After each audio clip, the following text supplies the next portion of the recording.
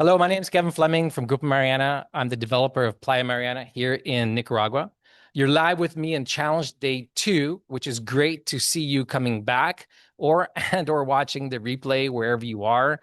I was just mentioning that yesterday we were talking about how to apply a filter to the number of countries that you're looking at, because the more countries you look at, the more confusing information can become.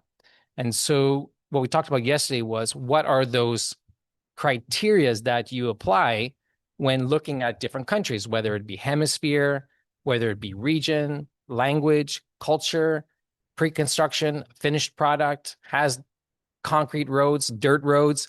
There are certain criterias that you need to write down, and those are your absolute must when searching for property. And what that allows you to do is really, really fast eliminate stuff that doesn't work for you. And so you get rid of all that overwhelm. I'm coming to you today live. I changed the scenery. I was upstairs on the balcony yesterday, but I'm in Granada, Nicaragua. For those of you who don't know me, I'll introduce myself again. For the last 20 years, I've been developing real estate in Nicaragua. And quite simply, my story is one of a love story. I simply met a girl in Vancouver, British Columbia, Canada, and I followed her home. I gave up a 13-year corporate career. I was happy. I can't tell you, some people would say, I just hated what I was doing and I needed to get out and there was something else I wanted to do. I loved what I was doing, but I loved this girl more. So I gave it all up, and with no language and no money and no job and no background in real estate, jumped into Nicaragua. I ended up getting married in Nicaragua, having my honeymoon here, and moving there all within an 18-month period dating back to 2003. So today, I come at you with 20 years of experience, having talked to over 1,000 people, presented Nicaragua on 100 different stages around the world, 66 clients underneath our belt with our company who bought properties with our company, well over $10 million of investment, working with 30 global firms, names such as Nicholas Design, Kemper Sports Management, Wyndham Hotel Groups. You might have seen us featured in the New York Times, the LA Times, International Herald Tribune.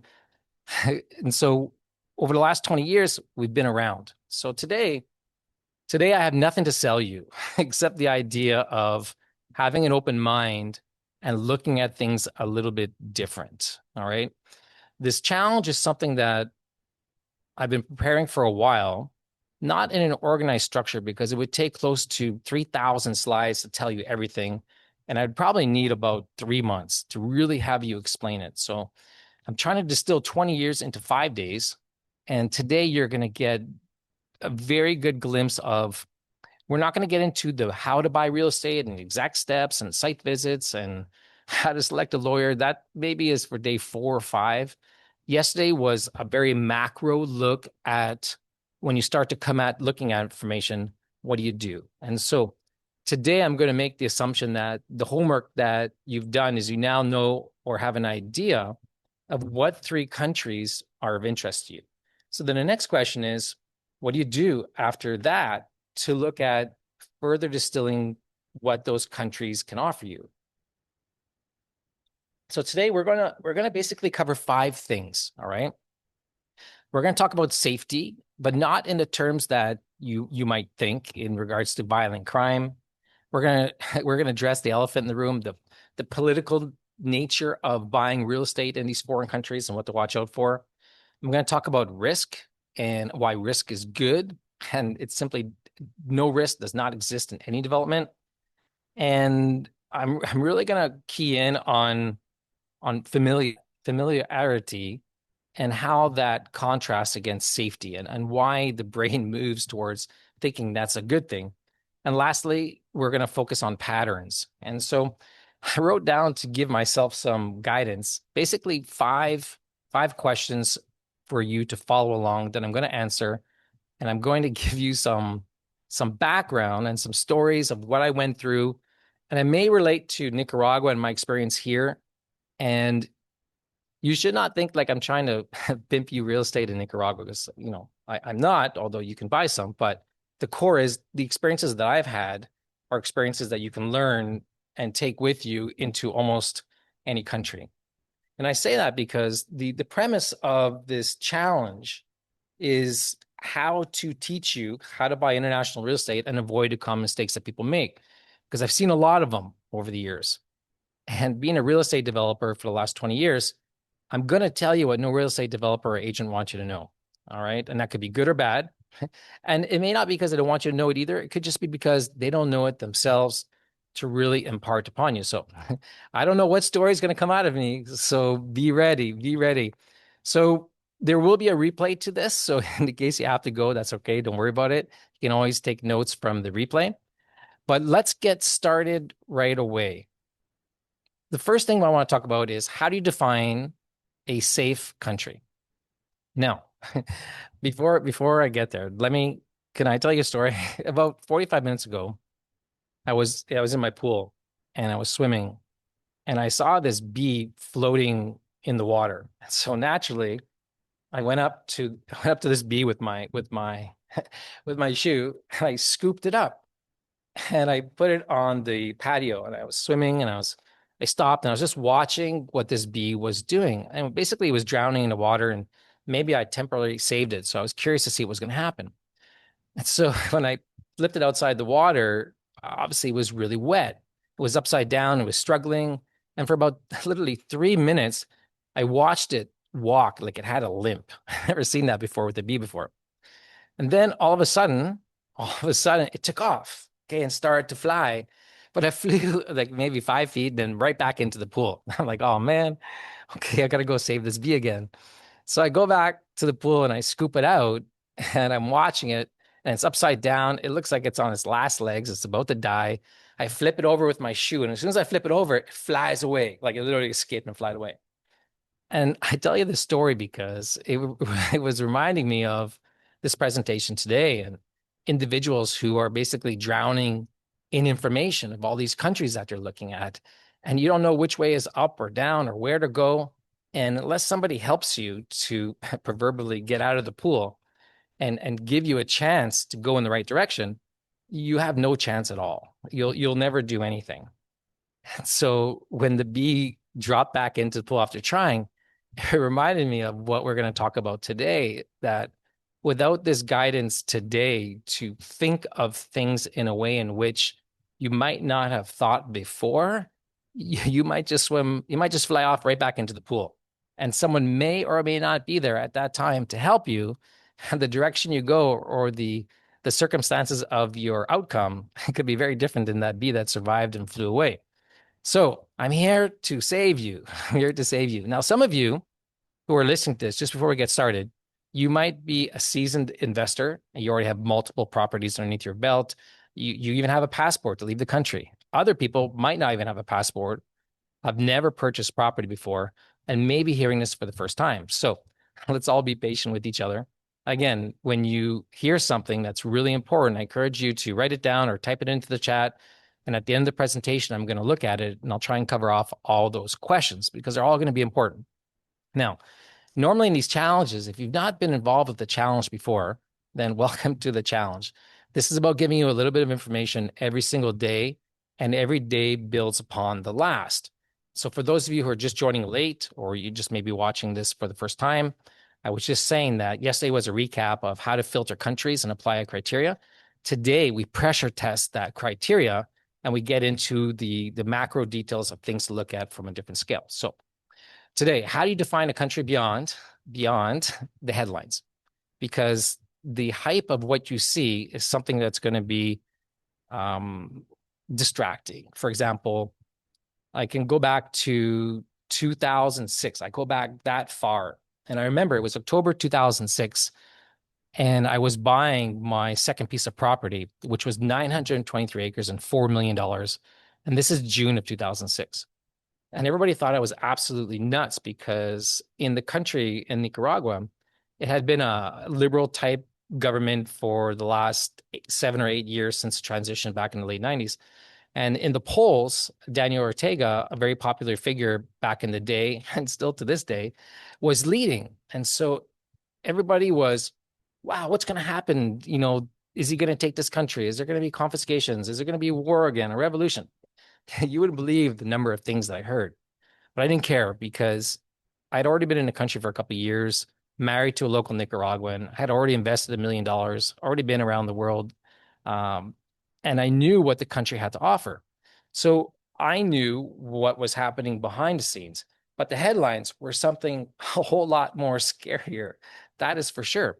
Now, what ended up happening was Ortega won in the election, which turned out to be uh, for me, it was the greatest thing that could have happened because one of the stigmas a country might have is all the what if scenario. What if this happens? What if that happens? You know, you could what if yourself to death on what possibly could be rather than just dealing with what you have in the meantime. So, in a lot of ways, it cleared out the ghost of what was going to happen because back then, we're going back 20 years now, what transpired after that was completely fine. Nothing happened. In fact, security of the country became stronger. Property rights in the country remained. Safety in the country improved.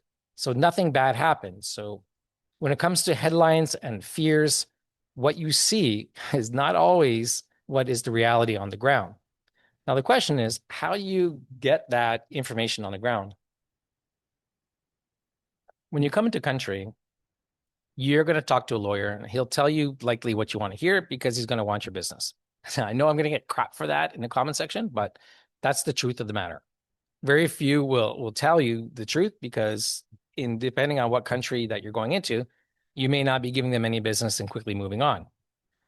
In addition, it's tough to trust real estate agents. Some are good, okay, and some are not so good. And it's really difficult when you're dealing with agents in a foreign country. One, they tend to be not licensed because there's no licensing standards depending upon what country you're in. So anybody could sell real estate. If you have a last name, welcome to the Realtors Club in whatever country you're going into. And likely what's going to happen is, depending upon what office you walk into, they're just going to take you to the closest real estate project that is to their office and or the highest commission project that they're going to get for making a sale and basically helping you along.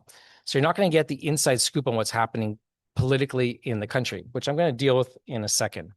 But going back to safety, I don't want to discount the importance of safety as it regards to crime or violent crime or petty robbery, because that's important. It's important. But for this presentation for today, I rather you think of safety in terms of structure. Okay, meaning nothing goes perfect anywhere in any government, in any system, in any institution. What I look for is how well have these structures been tested? Did they crumble and fall apart? Is there a lasting legacy of experience that people had that could be counted upon moving forward? Will the institution crumble when things get tough? Because every country will take its knocks in the press, will take its knocks in its elections and its transitions. But what structures are in place that stay in place during transitions of government? So, depending upon what country and depending upon how the elections take place, looking at the transition periods in your research of the elections and seeing what changed is really important. Now, I will say one red flag that you should watch out for is stuff that is created in new laws that are retroactive. Okay, those can be a little bit scary depending upon what they are, but that's not usually a very good sign of stability. Now, it doesn't mean that that will in itself completely eliminate a country, but they're just things for you to watch out for. All right, and not many people are going to tell you that because not many people even know that. So when you're looking at the countries that you want to get involved in, certainly look at the safety statistics. That's important. But also keep in mind, I'll go back to safety. Safety really depends where. Okay. It's really difficult to paint a country with a wide berth. Like this place is really dangerous because myself, I'm from the Lower Mainland, Vancouver, British Columbia. And in that particular town where I lived, Hastings Street, East Hastings Street, is like a very dangerous area. It's not a place you'd walk around at night, even during the day sometimes in some areas. Or if you're in Edmonton, Alberta, down Jasper Avenue, or wherever you live, I'm sure that there are places that are safer than others. and certainly different times of the day that you're going to go and not go. And so understanding the regions of a country gets into the safety factor rather than just looking at, oh, this country is dangerous. So even to this day, I wouldn't say Guatemala is dangerous or Honduras is dangerous or El Salvador is dangerous. The press would say that, but I wouldn't come to a complete conclusion until I knew what region I might be interested in and what are the statistics in that area that makes it dangerous or not dangerous. So that's a little bit about safety. I want you to focus on structure of the safety and not so much just the violent crime or petty robbery. You want to really think about how structures in place can not necessarily be problem free, but how are they responsibly reliable? All right. So that takes care of safety. So when you have any questions in regards to safety, I know it might seem obvious, but safety people usually just think about, am I going to get robbed? What's it like coming into the airport? When I get to the project, how long is the drive? Is there armed bandits on the road? If I see police, can I trust the uniforms that they're wearing to stop if they try and pull me over? Those are real concerns. Those are real concerns, and you definitely want to find out about those. So I'm not here to tell you one specific country is safer than another. It's a factor that you need to look into. And that's important because yesterday we talked about the 4 critical factors that big money players, institutions, family offices, seasoned real estate investors look for. And from my experience around the world, there are 4 things, and safety is like the number 1. Then comes location, then comes tourist attractions, then comes foreign investment. So what I want to talk about now and move on to is, how do you evaluate the political stability without ideology? Now, this one is a hot topic. I'll talk specifically about, should I talk about Nicaragua? I don't know. I think when it comes to political stability, people generally fear what happens when governments change. And the important thing to understand is governments change, administrations change, leaders change, power changes. So to allow yourself to get emotionally connected to the political realities of a country, it's probably not a good idea. Okay. There's this house that I'm renting, or I'm staying at. The owner of the house, he's been in Nicaragua all his life. And I asked him, I said, how do you deal with the political question when your guests come to your hotel that he manages? And he simply says, look, I'm in the tourism business. I'm not in the political business. And I find with my experience, when you're not involved in a political system, then it's not really something you need to pay attention to unless the political system is busy changing the laws. That's the most important thing. So when people talk to me like, how do you evaluate the political system? When it comes to foreign ownership, I look, well, has anything changed? Are properties being confiscated? What is going on within the lands that might affect that ownership of properties? Is there anything retroactively being done? Now, I'll use Nicaragua as an example. I get asked a lot about the political situation here. And this challenge is not for my political views, but just for the record, I'm for the government and pro Nicaragua in what it stands for right now. And I say that because I truly believe in the country and the resources that it has and it protecting what it has. Now, some people might say, or you might hear, oh, properties were confiscated. You should not let that bother you because you don't know the circumstances of why. You don't know if there was a bad title, if it was if it was something to do with debts that were owed. Very seldom is it just the government says, hey, I don't like you, so I'm going to take your land. That really doesn't happen. I'm not saying it can't happen, but there's usually no motivation for that to happen. And when you hear of those particular properties being confiscated in any country, it's usually a one-off scenario. It's not like a 923-acre resort that I'm developing. I've spent over $10 million. I have every single permit that can be issued for the development plans that we have. Letters of no objection from the state government, title insurance policies from First American Stewart Title. Project like mine, they don't have problems from the government because we went through all the government departments to get the permits issued. So, but I won't say that I don't know if property is being confiscated, but What matters is why. So if someone said to you, that project is dead, the owner was kicked out of the country, and I might suggest, well, were they doing anything illegal? Were they trying to develop without the permits? Did they have everything in order? What did they do? They must have did something like that happened. So you'll never really know the exact details behind the scenes because in this challenge, as I said yesterday, one of the things that is very important to understand when you're looking to buy real estate overseas that nobody will tell you is there's what's happening, okay, that you see in all the publication and all the marketing, all those pretty renderings, and that stuff looks great. But there's always another world that's happening behind the scenes. Always. The crap that you don't see that could affect you, or things that are coming that really can't be disclosed to you yet that might increase the value of the property, but it's a surprise and you benefit from that afterwards. So it goes on both sides. So on one hand, a property might be experiencing title claims, but on the other hand, they might have a letter of intent for a hotel that they're going to announce in 3 or 4 months, and so there's a lot going on. And sometimes it's really difficult to find out all that information. Now, what I will say is this. Generally speaking, once you get further into the evaluation of the country that you want to be in, and you're able to work down what projects you want to invest in, depending upon what region and due diligence, which we'll cover tomorrow, you'll tend to start to get to know the developer of the project.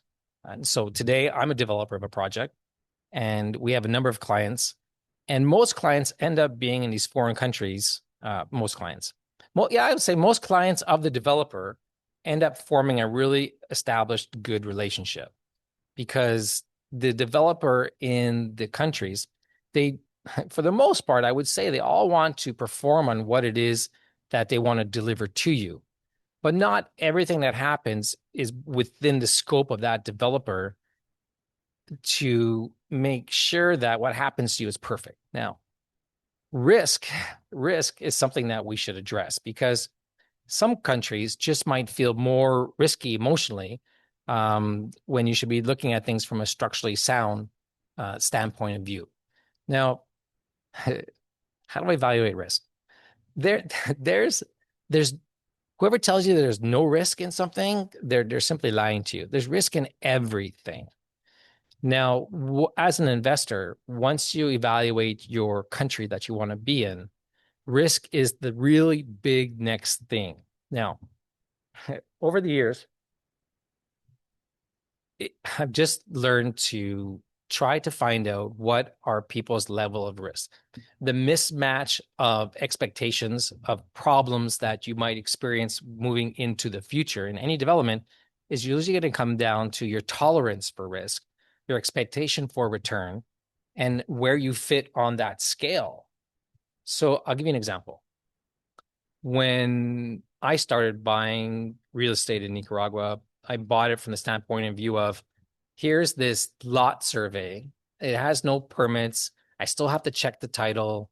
I don't know what the soil studies are going to reveal. No wells have been drilled on site, so I don't know what the pH level is or the salt level or the solubility. The municipalities had not gone into municipalities yet to see if a development permit was even possible. Who knows if there's archaeological findings underneath the ground as you're going to start surveying the property. I mean, those are all real things. But when I found the property that I have right now, understanding the territory of where you're buying land is important. So, for example, in a geography of a country, is it known to have water or no water? In that same geography of the country, is it more mountainous or more flat? In the same geography of the country, what is the soil made of principally? And all those things, too much detail for today, but maybe Thursday when I walk my land with you live on site, I'll explain to you the importance of those elements. But I knew some of those critical factors beforehand. So when I saw this property that I was looking at, I remember saying to my wife, we're going to buy this land. And the land was somewhere close to $4.4 million. And the agent was telling me he just got this land on the market for sale. And he's like, Kevin, if you don't put down a deposit or make an offer, then I'm going to have to list the property. there's a story behind it, why we were looking for land, but I'll fast forward. So I talked to my wife that night and I said, listen, honey, we're going to buy this property. We're going to make an offer for $4 million. I'm going to write a check for $100,000 non-refundable US to have 4 months to do our due diligence. Okay. And she was like, okay. So that's a level of risk that I was willing to take, to spend $100,000 just to lock up a property for 4 months to do the due diligence. Now, it is likely you'll never have to do that. All right. Because that was probably the highest level of risk a person could take on land to purchase. Yeah, I do. There's other stuff too, but it gets interesting. So we ended up buying the property, and it's not to say that we didn't experience difficulties that came later in the development of the lands or the time it takes to get things, but knowing where you come into play with risk is important. So I want to break it down further. So pay attention. In the case you were in my house right now, I would say to you this. I'd say, look, what is your expectation of return? Are you seeking a 25% return with zero level of risk guaranteed in the next 2 years when you buy real estate or you hand over money to me to invest in our project? I would say, no, thank you, because that doesn't exist. And anyone who would tell you that is loco. All right. What's important is coming up with a realistic assessment of what risk you're willing to take. Now, my general advice to people when buying real estate overseas is this: however long you think it's going to take longer. I'm sure you've heard that before. And whatever you think is not going to go wrong, something else will go wrong, because something always does. But that goes back to the safety. Not only are government systems stress tested, but developments are stress tested as well, because all sorts of things are going to happen in a development during the permitting process.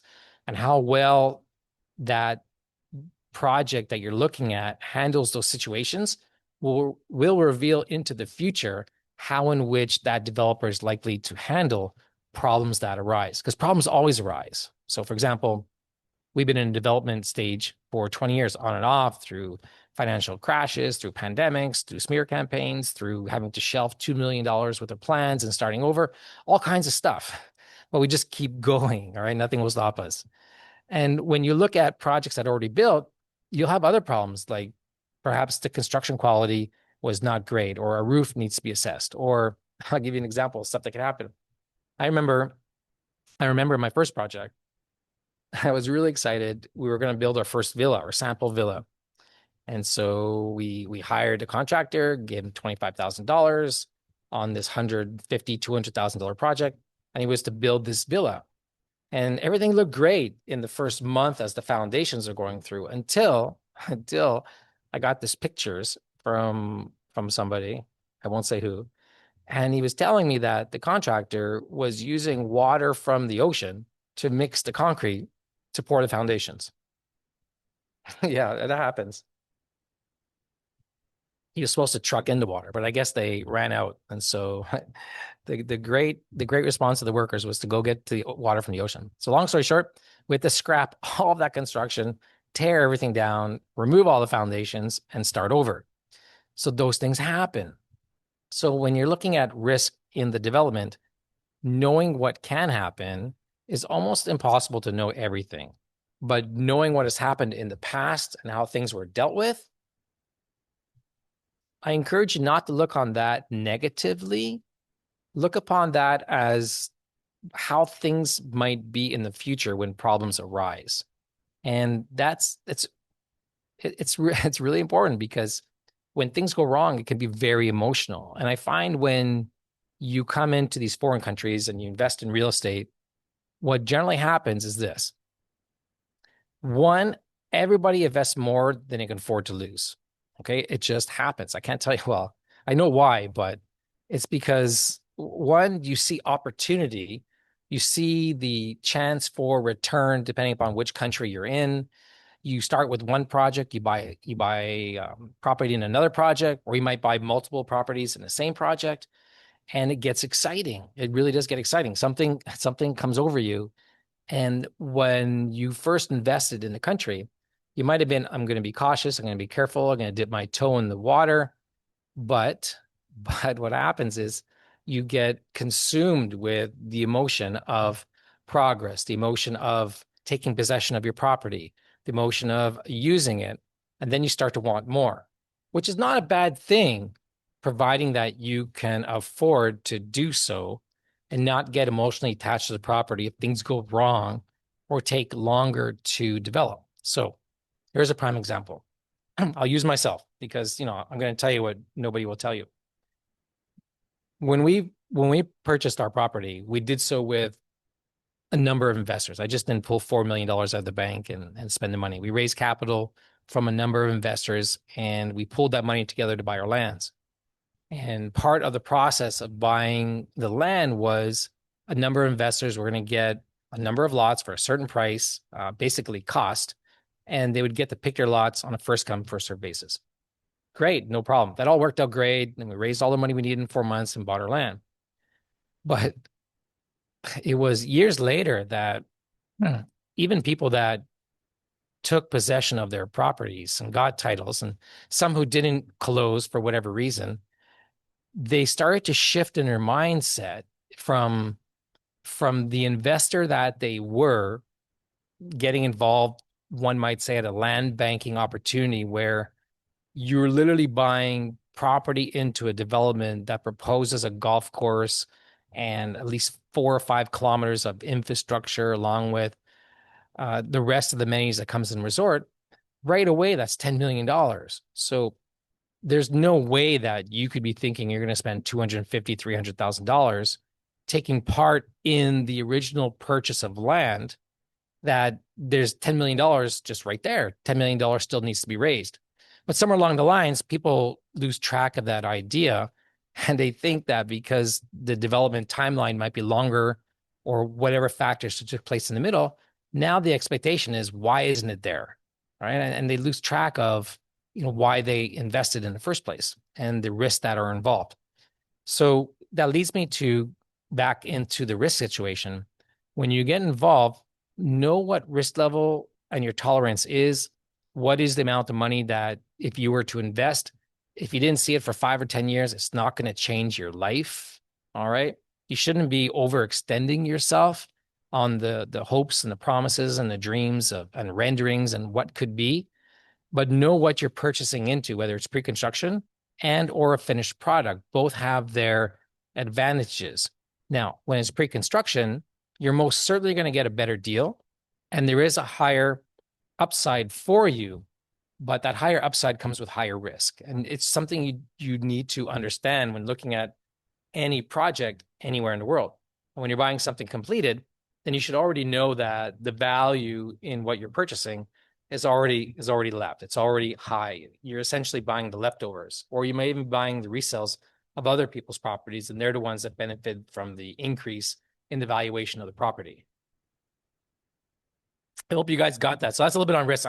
I can go a lot on risk and details, but the important thing is not so much be cautious who you give your money to. There's things that you need to know and a due diligence checklist, and we'll go through that tomorrow and the next day. But just don't overextend yourself so you don't become emotionally attached to your property, and it's going to affect your quality of life. And that goes to why you're purchasing and for the right reasons. Okay. So I want to move on. So for those of you, that was a long explanation of risk, but type into the chat if you understand that. That sounds, you understand what I said, how that can work for you. It might seem obvious, but you would be surprised that having made 66 individual sales, the likelihood is about 75% of those people are overextended. 20% probably shouldn't have purchased in the first place. And 5% are really the ones who are truly qualified, accredited, and made the purchase. And they're my favorite clients because they're the ones who can weather the storms of what comes in good times and bad. So I'll leave it there, and I'll let you guys use your imagination of where that goes from there. So let's move on. So the next question I wanted to address was, why do people confuse familiarity with safety? Okay, so this one is good.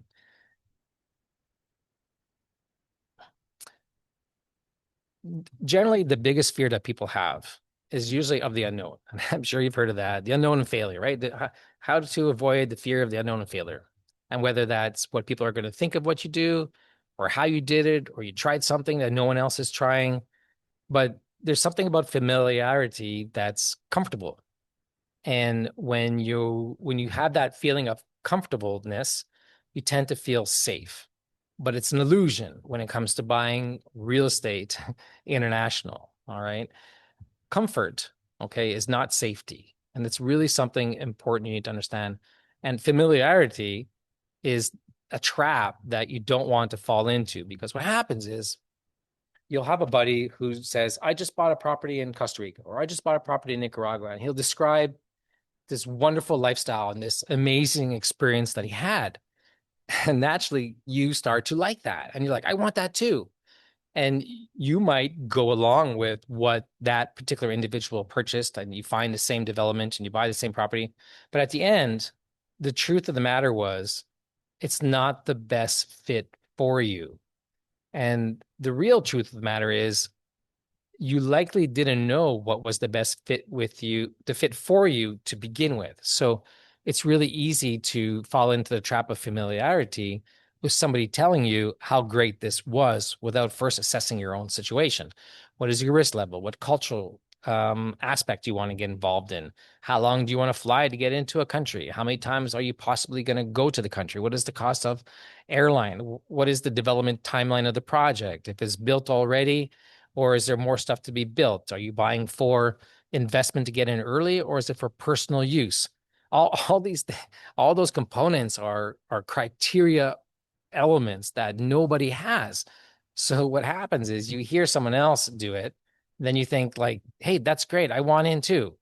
And it just might not be the best fit for you. And then problems arise because that there's the mismatch that starts to take place. And so what you want to see and be careful with is the predictabilities that you might think are there are really vulnerabilities of what you're exposing yourself to. And I'd say routine of what you do every single day is something that is going to be important to you, because how you expect to act on the property, or what you want to do, or the amenities you want to enjoy, this is going to be a critical nature of what it is and how you choose a property. Now, it's hard to overcome that because buying property is very emotional. And I'll give you an example. One of the most dangerous traps of buying land in any foreign country are these tours. Okay, now, this is not going to help me because I have a tour coming up in March and we're selling real estate in February, but it's needed because you go on a site inspection tour. But let me prepare you for this. What happens on these tours is you'll come into country, and first of all, you're immersed in a new culture. And you're likely going to love it because you already had an inclination of that's what you wanted to experience. And so your mind is open to suggestion right off the bat. Now, depending upon what projects you go to, I'm not saying everyone has hardcore tactics that they're going to try and sell you, like the bad reputation or the good reputation of timeshare sales or private residence clubs or equity ownership opportunities. They all have their pros and their cons, but you will find your mind entering into another level completely in a foreign country with a foreign language, with new people, in a group situation that you're out of control. All right. You become, I don't want to say a victim to the circumstance of the culture or the flavor or the salty, warm weather, because that's all good. But certainly your senses are not as sharp as they would be when you're back at home looking on your computer, assessing logically what it is you want to do. But nobody buys property logically. If they did, they'd all buy from me because logically you want to buy from a project where the title is secure and there's title insurance in place and the permits are ready.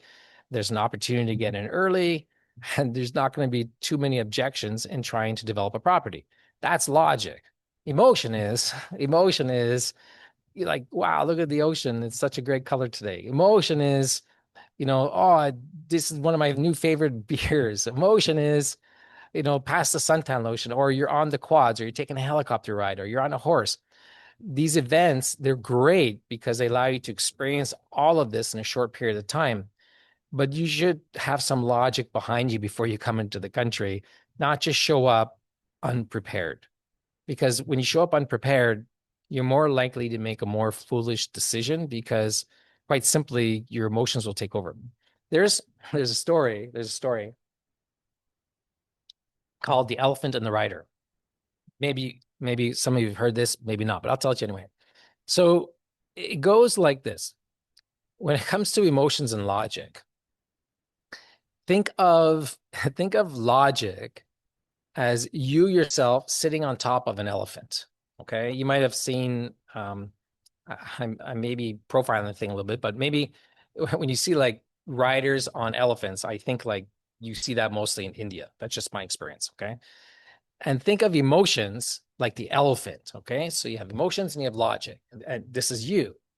And how things function in your emotion and logic is, like I said, you are the rider, you're the logic, okay? But the elephant is the emotion. Now, in most times, whenever you see the rider on top of an elephant, wherever you might have seen it, everything looks pretty calm, doesn't it? It looks like the rider is actually controlling the elephant and somewhat steering the elephant where it wants to go. What you never see is the elephant out of control and the rider just hanging on for dear life, right? Or being thrown off the elephant. You never see that. But in a group situation, okay, the groups are like the elephant, okay? And you, the rider within the group, okay, that's the logic, right? You have no control because the elephant is out of control. And that's what happens in these group environments on these tours. And they're a lot of fun. Like, don't get me wrong. Like, I encourage you to come down. I just, bring your logic with you, but don't let emotion overcome you that's my advice to you. And even advice when you would come down for one of our events, okay? When you come to the property and you start to see the ocean view and you start walking 20 kilometers of beachfront and you go in the water and you go for a swim and it's like 80 degrees and it's 30 degrees Celsius outside and the sun is shining and you can't see a cloud anywhere and you see construction on site, like that's really powerful. I mean, I get excited just saying it, but that's really powerful and you want to be a part of that. But, but, but I encourage you before you just jump into things, like just make sure that whatever you're looking at fits your criteria, okay, of what's really important to you and what's your level of risk. Notwithstanding that, like jump right in because buying experience overseas is going to be one of the most satisfying things you're going to do. But the flip side of that also is it could be one of the biggest mistakes you make in your life, okay? When you can't afford to lose the money that you invest. Now, yeah, I want to qualify that a little bit. When I when I started with real estate back in the day, and this is true for most developments. In fact, I want to get I'm kind of excited, but I want to get serious for a second. All right. So can I get serious with you for a second? When you're seeking to buy property overseas, one of the most important things and questions you can ask, a question that I've sold 66 properties over $10 million. Nobody has even asked me this question. And this is just one of many that are important. But for this particular purpose, and we're talking about risk, and that's the flavor of today, what's really important for you to understand is where's the money coming from to build everything is being proposed to you, because I can tell you it's not cheap. All right. So part of you understanding where the money comes from, one, is the questions that you should be asking are things like, do you own the property outright or do you owe money on the land? Is there a mortgage? Not to say one is better than the other. Well, probably owning the property outright is better. But if there's a mortgage on the property, all right, you want to know about that. Okay. Second would be, let's say there's $3 million or $5 million or $8 million golf course that's going to be built. Where's the money coming from? Is it going to be a bank loan or is it going to be private equity? Or are you trying to raise capital through sales to use the money to put in for infrastructure? And again, a common practice, not one is better than the other. They all have their pros and cons. Now, in my experience that I can relate to you, in the case you take anything from this presentation today, remember this. All of these developments All of them. They all are dependent upon sales to survive. That may be sales in the form of real estate, or it may be sales in the form of driving demand to hotel rooms to generate revenue for the operations of the entity for you to enjoy. Once money dries up, doesn't matter where you are, the project is going to stop. Now, here are some things to factor and consider. When a project stops or is delayed or is stalled, or a situation like a 2008 financial crash happens, really the only project that's going to survive is the one that has the least amount of debt. And that is the one that owns the property outright and there's no mortgage, or there's no bank financing, or there's no line of credit where money is owed, because that's generally where the problems start to rise in these developments, because when the money dries up, the payments can't be made. So properties that are under construction or about to start, it's important you just understand where's the money coming from. Now, I might be getting ahead of myself right here, but I'm going to give you something that I'm absolutely positive you don't know. And that is this. One, you probably have never asked the question, where's the money coming from? But when you understand that you need sales to drive a project forward, and or even those sales to generate revenue to get the money to pay back the loan, okay? One of the most important things you want to know is, what's the plan for sales in this development? All right. In the case that there's no plan, or a developer can't show you his plan, or might not want to show you his plan, that should send signals to you that when your investment is reliant upon the project continuing, depending upon the stage in which you're purchasing, a plan for sales is one of the most important things you want to see. It is as important as title insurance, as water on your property, as having all the permits to be able to construct, the location. All that is important, but a plan, the marketing plan, having that in place and what you're going to do is really, really important. Okay. And not many people look or ask to see that. Why? Probably because they don't have it, or developers might feel that this is some secret sauce that they don't want to share. Really, all a marketing plan is just a lot of work. All right. Marketing plans are a lot of work, but there should be some cohesive nature in which you can see that the developer who you're entrusting your money with, that you want to buy property within, has some sort of idea to make sales, or you feel confident and certain that what is being proposed to you, there's a very good and likely chance that that can succeed. Does that make sense? I mean, it makes sense to me. I joke because I have a buddy, a person that works with me. He's an investor, and I share this information with him. And I shared the last marketing plan that I had. It was like 175 pages. And he happens to be with me in Nicaragua during this trip. And he brought it with him. He printed it out. And I swear, he could show it to himself one day. It's like this thick. It's like a binder. And I'm like, so that's what 178 pages looks like, printed out 8.5 by 11. But it's very detailed. It's very detailed. I share that with everybody who wants to purchase property with our development, because I know that in the case that somebody wants to copy that plan, that's actually a good thing. See, when you go into these countries, I mentioned before, there's stuff that you see and stuff that you don't see. And part of the stuff that you don't see is it could be very competitive within developers within a country. I suppose it's not too different than now with star reviews and competitors writing bad reviews on other people's properties or good reviews on their own properties. That happens in real estate development also. And the caution there is it's very difficult to know what is the competition between projects or what people are saying about others. I myself personally take a different point of view, that the more people that have a positive experience about with a country, the more the word will get out for people who want to go to that country. And the key criteria for a developer or where you're buying is to know what is the product that is being sold. Now, you might think, You might think that the product being sold is that beachfront lot. It's that beachfront condominium, or it's the bungalow or the townhouse.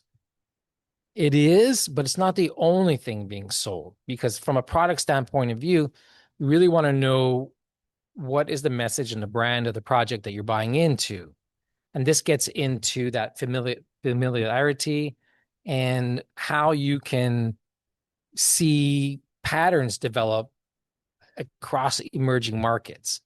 And in the real established markets like Mexico, Panama, Costa Rica, Dominican Republic, when you take the time to look at the individual projects, which I don't expect you to look at, 2,000 real estate listings across 17 countries like I've done to map, the entire regions of the country and the comparisons between lots, condos, and homes. But what you'll find when you go through and do that sort of due diligence is every project has a flavor. And so when you invest your money and you're starting to choose what project you want to get into, knowing what the flavor is important. It's just as important as understanding where it is in the region or the title or the insurance and the criteria of why you're buying. So for example, let's just say you want to buy because you want to resell your property. So the question becomes, your return or your exit strategy is only as strong or valid as your ability for someone else to take what it is that you have. So it stands to reason that understanding what the project is going to look like in the future or where it's positioning itself in the market is something you want to know. And most people don't. I can tell you, no one's ever asked me this. They just give me money. But it's much more fun when people actually understand it. So let me explain to you. And I may have said it before, you may have heard this before, but you should know as part of your criteria whether you want to own a real estate product that falls into a Walmart category, a Costco category, a Coca-Cola, or Louis Vuitton. There's only 4 real brand categories of real estate, really anything that you're going to buy that falls into. And so if you want to have a property that's exclusive, it's luxury, it's quality construction, it's in the best location, it has every safeguard you could possibly think of and disclosure, amazing beach. Well, you're in the Louis Vuitton category, okay? Which means that you can't expect to get Walmart pricing, okay? That it's a mismatch and an alignment. So you should not think that that project is expensive. What you should be thinking is you just simply can't afford it. So you should be looking at projects that fit within your expectations of affordability, but also where you want to end up in the long run. Now, it doesn't make Walmart bad or Costco bad or Coca-Cola or Lululemon bad, because they're all tremendously successful brands, but they service a specific market. So when you're looking to buy property in a development, in a foreign country, in any particular region, an important thing for you to know is what is the brand that development is trying to create? And is it creating that brand amongst a blue ocean of 5 and 6 others that are playing in the same sandbox? Or is it unique and it stands alone by itself and it's its own thing, it's its own product, it's its own identity? Because that's what's going to create value. That's what's going to create the difference between people who will come and buy your product in whatever development you're in versus you fighting for market share. So I have a very simple mindset when it comes to market share, and that is I refuse to create product that is exact or similar to what else is out there. I rather create new product to differentiate ourselves more. So we're never fighting for the same market share. Okay. I'm always trying to create a bigger market. So when you talk to developers behind the scene or agents, some of those questions you'll want to ask is like, so, like what brand are you developing? What market do you play in? Who are the similar players as you, or what makes you different? And in what category are you trying to become? Because you might get involved with the project and buy something, and you realize at the end of the day, wait a minute, I didn't want to buy it into a sleepy retirement community. because that limits the market that you're going to sell to in the end that's going to want your product. Or I didn't buy into XYZ brand. I was expecting this. And that I tell you where that makes a difference. It makes a difference in two specific parts. One, when you come to enjoy your property, what are you going to find? All right. And second, when you go to resell your property, who is the market that's going to buy that product from you? Okay. And these are the patterns that you look for. And you can see this in Mexico. You can see it in Costa Rica. There are developments like, I'll give you an example. While I work and I'm in Nicaragua now for the next 3 months, I've also been in Mexico for the last 4 years with my Nicaraguan wife and 4 kids. And I can give you a perfect example. Down in Nuevo Nayarit, there's like 20 hotels down there. But there's one hotel where you go to, like the Wyndham, I don't know the exact name, but it's the Wyndham Hotel in that area. And it's essentially a retirement community. Okay, that's the flavor of that place. That's who you're going to find in that place. After 9 o'clock, when the sun goes down, dead, no action. Okay. Whereas if you go down to the Rio hotels, there's a white party on Friday and there's action going on, and it's a much younger crowd. So when you purchase your real estate, depending upon the purpose and the usage that you can foresee yourself, you want to think about, like, do I want to be in this action oriented development, or do I prefer more quiet and secluded? Now, you might prefer that, but when you go to sell it, what is the market out there for that product? It may not be so easy to resell your property, because I use Nicaragua specific because I'm very familiar with it. I've been through 13 regions in the country of Nicaragua, well over probably 500 listings of condos, lots, and homes. And I've seen how long units are on the market, and everything just seems the same to me. There's very little differentiation between what's for sale on the market. So when you start to look at listings and you start to want to create value for the properties that you're going to buy, this branding, this positioning, this where you want to be, what fits you, your lifestyle. Remember, I said you might be talking to your buddy about land and this thing, and it sounds great, and he tells you about all of this. But then you find out it's basically a lower income families development. And that's not your style. Where the market is more, there's a huge market out there with people with money who want to have a more luxurious lifestyle or affordable luxury. And that's where all the properties are selling and moving. So understanding the market and the patterns that repeat itself across the market is really, really important. And the good and bad of that is all of this takes time, but the time is quickly reduced when you apply that filter and the criteria, because then you get down to like 3 countries. And once you can get down to 3 countries, 2 or better, or even 1, that's when you're ready to go deeper and start looking into the flavors of the different regions within the country, meaning the drive time from the airport. Is it a dirt road or is it a paved road? Is it pre-construction or is it finished? Is the pricing under $200 a square foot or over 300? These are more criteria markers for your filter to start eliminating choices. So it makes it easier for you to make a decision. Because at the end of the day, you're looking for precision in your decision. And it doesn't come from familiarity. That's not safety.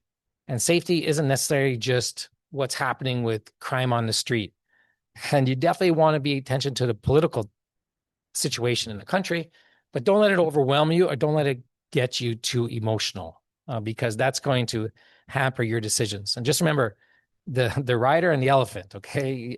When you come into country and you start going to all these site tours, or you start talking to developers and real estate agents, try to take a step back and just have a mindset like, whoa, whoa, whoa. Okay, the pretty pictures are great, but let me ask you a few questions. And I'll tell you what's going to happen. When you start asking the right questions, you're going to very quickly find very few people answering your emails or answering your texts, because when you ask the right questions, which is proper, good due diligence, many projects that can't answer those questions, they simply won't answer you at all. And that's a cultural thing, at least in Latin America. If you don't have an answer, don't answer. They'll very rarely will they answer and say, I don't know. Let me find out. They'll just simply won't answer you, and that's the last you'll hear them. So we talked about the safety, the politicalness, risk, familiarity, the patterns in emerging markets. I went really deep into other areas of risk and managing risk. But what I want to do right now is, because that's an hour. That's an hour. I could go on a lot longer on this topic, like I did the other day. But I want to open up the chat and see if there's any questions. So right now, what I'm going to do is I'm going to, for this part of the presentation, I'm going to sign off and say goodbye and restate who I am, so people watching on YouTube know, and or wherever you're watching replay. But I'm going to stay on the line with those of you who watched this presentation to the end. This would normally be reserved for, let's say, the VIP crowd, but I'm here and it's a nice day out. I just feel like answering some questions today and putting you on a hot seat. If you want to take off your microphone or simply type into the chat box your question, I'll be glad to answer it. So just bear with me for a moment. So that brings us to the conclusion of the One Country Away Challenge, Day 2, where we got into how you can buy real estate and avoid the common mistakes that people make, but more importantly, to watch out for the headlines and the hype that you might fall into the traps. Today, we covered a number of subjects that I'm trusting you may be hearing for the first time, and the information was helpful to you to not only build upon yesterday's filter that we explained and how to eliminate countries and the criteria, but moving that forward where you shouldn't be afraid of your definition of safety, patterns that are coming across emerging markets, the political stability, and the safety of a country. So tomorrow we're going to get into due diligence details, because I've taken you from, the world and how to narrow it down to 3 countries. Today was today was looking at a little more detailed, probably mindset of getting behind the scenes and a little bit more details underneath the layers that are there. But tomorrow I'm going to get more into the due diligence questions, answers, and bring my full experience to you in an hour of at least 10 questions that 66 people who I've sold to have never asked, but are the most important questions, and why you need to know that so you can apply it to, once you actually find 2 or 3 developments in one country, you can take your due diligence process to the next step. And that's coming from me, a developer of 20 years, spent over $10 million, been around the world. I'm going to give you the complete lowdown of what you need to know, and it's going to shock you. It's going to shock you, but in a good way, in a good way. So I'm going to sign off. I'm Kevin Fleming from Grupo Mariana, developer of Playa Mariana in Nicaragua. We're developing a 922-acre project outside of Masachapa, and we're going to be on site in day 4, where after you learn the due diligence questions tomorrow in this challenge and you come back, now you'll see how we applied it to real land on site live. So I'm really hoping the reception is great on my phone to run a Zoom conference live on site, but we're going to try and pull that off. So I encourage you to join us more tomorrow, and you're going to learn a whole lot more. So I'm Kevin Fleming signing off. Thank you for watching this presentation to the end, and bye for now.